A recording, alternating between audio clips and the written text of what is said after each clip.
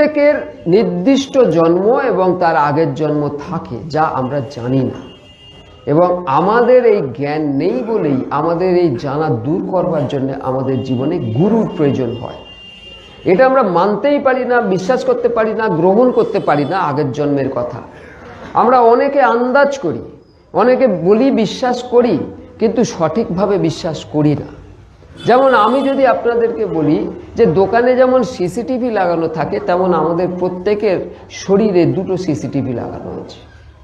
এক, আমরা বাইরে কি করছি, আর দুই, আমরা মনে কি ভাবছি। কতটা ভয়ঙ্কর ব্যাপার ভাবুন তো।